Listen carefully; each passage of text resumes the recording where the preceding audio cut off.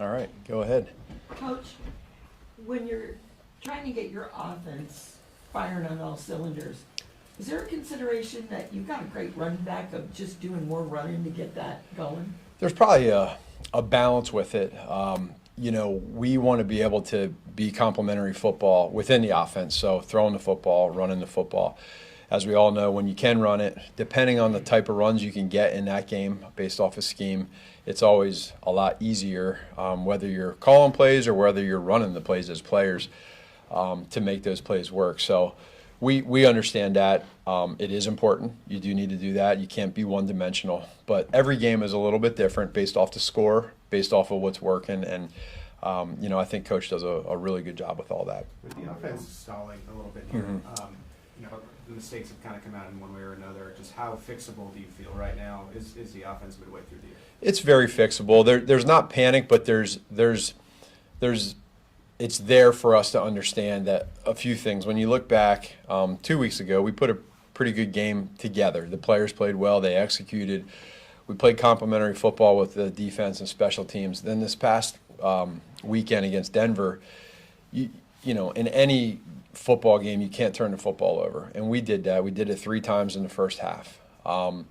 We were not very good in the red zone. When we got down there and didn't turn the ball over, then we didn't score, whether it's a turnover or a field goal or, not getting a touchdown. We're, I think, one for 8 in 2 games against that defense. And so you got to give them credit. But at the same point in time, we know we can be better. So going back to the drawing board, seeing where we went wrong, not placing blame, but also accepting that we got to be better. And we know we can. And you get a great opportunity here for us to show what we can do in all 3 phases this weekend. Coach, if you'd known, obviously you can't, right? If you know Patrick Mahomes going to have the flu, right? Mhm.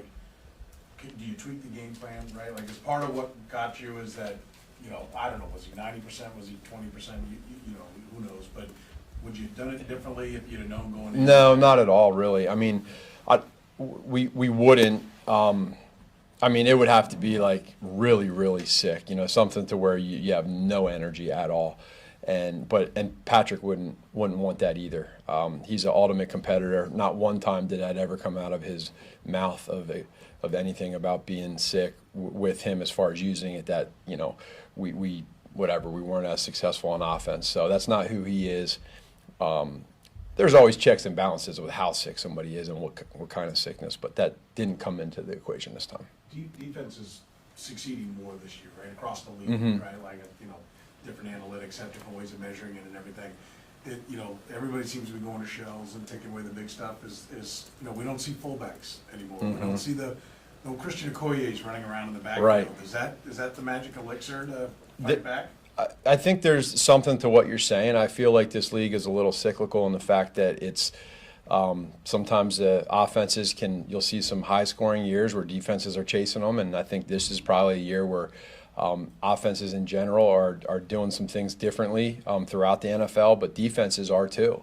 And just like you said to the fullback position, way back when, and to some teams even still now, the fullback position is a big position, and they use them. It's just not very much anymore. And a lot of that, I think, comes from the high school and the college game and transitioning into the NFL. With that, defensive coordinators, they're pretty good too, so they make adjustments every year. So I think it's kind of like almost like a back and forth game between offensive coaches, defensive coaches, and right now, to your point, they're finding ways to try to make you score less points, and there's a little bit, I think, less explosive. So now offenses need to adjust accordingly. One of the things we've talked about a lot, Travis has talked about it, and Patrick, trust. They know where everyone's going to be and each other's going to be. Are you seeing trust at this point with the wide receiver group that you guys have with Patrick right now? There is trust, and I think for every receiver, it's a little different based off of the routes they run, and it's growing. We know that. They know that. Patrick understands that, and it's just working towards getting the most trust possible with those guys. And again, when you have 6 or 7 receivers and you're using them all in different ways, it probably slows down that a little bit in regards to just getting reps of specific routes with that guy and how that timing works. And then you throw a defense into it. You might throw some injuries. You might throw different factors that come into it. So every one of those guys, Patrick has trust in, and they have trust in Patrick. It's just different levels, and then we as a staff have to figure out where those levels are and how we put it into the game plan. Coach, when you experience a game like the Broncos where you're calling things and you're seeing things open, but it's just not executing, just what are the wheels turning in your head like? Are we just looking at different players, or is it? But how is the end game?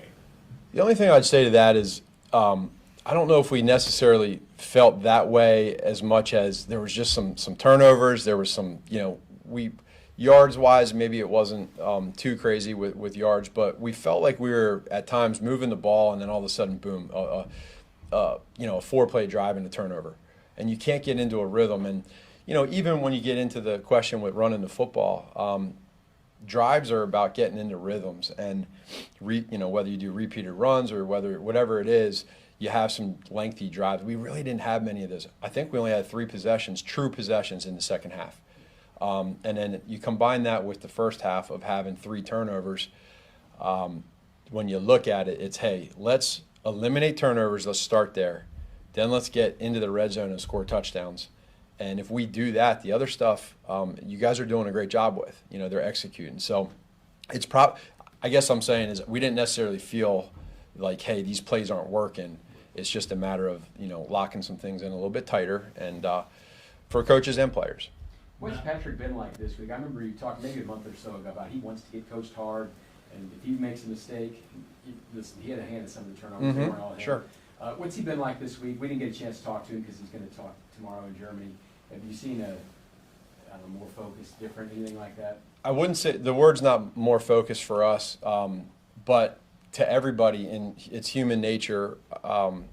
You win 5 or 6 or 7 games, whatever it is for any team. You start getting in a winning streak, and you got to always make sure. One of the toughest things is the complacency, and that's not with him, and that's not with us. But I'm using it for Patrick. What I see is somebody that loves to win and hates to lose, and when that happens and you lose, the first thing he does is he starts with himself, and his teammates see that, his coaches see it, and it's infectious. That there's no pointing fingers.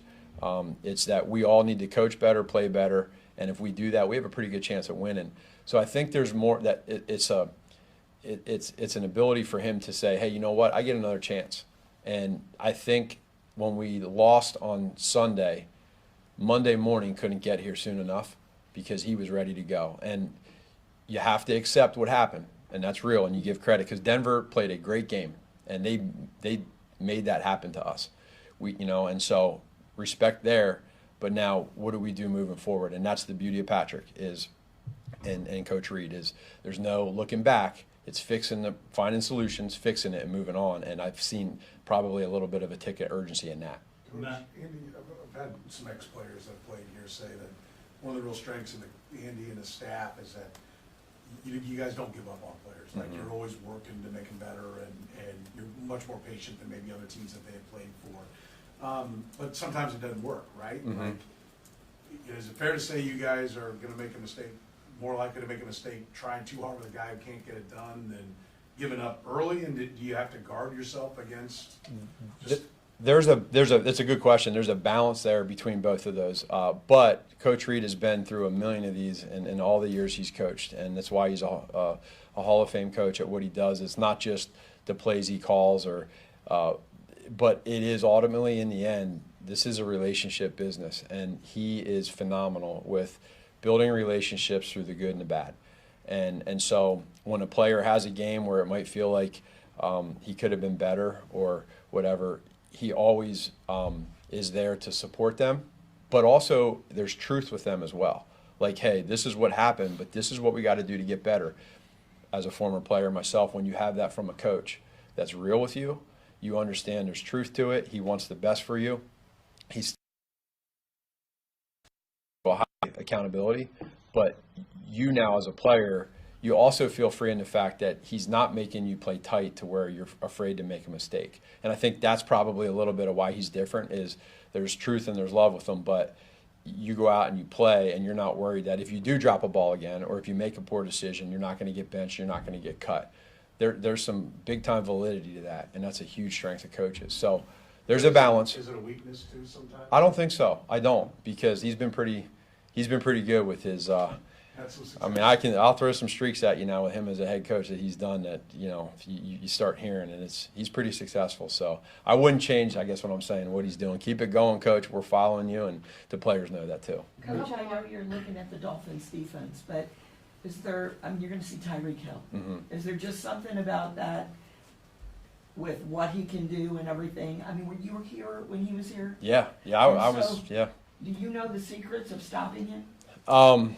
You got some for me? No? That you can do out of this bag? Yeah, you know, I'll stay out of that one. I think, you know, we know what Tyreek's breaking records right now across the board. He's always been that way. I mean, he's a phenomenal tracker when the football is in the air. I can remember his rookie year, he never dropped a pass in training camp, which was, you know, it was phenomenal. So it's to his credit, he keeps working the craft of running routes, et cetera. He's a great player, and everybody knows it. Every defensive coordinator knows it, and he's just different with his speed. So Coach Spags will put together a good game plan. They're going to have great plays as well, and it's going to be a fun battle. But a lot of respect for Tyreek. I love coaching him, and he definitely made it nice to have some of those long plays to catch and run and score touchdowns and do backflips and all that other stuff he does. But he has a great personality too. Was there anything, I was always going to ask you about Tyreek, besides just not dropping the ball in his first training game, was there a moment where you thought, wow, this guy may be something more than a fifth-round draft pick? Yeah, and it was at the Pro Bowl. So we went to the Pro Bowl, and he's there his first year in the Pro Bowl, and he's on the sidelines in practice.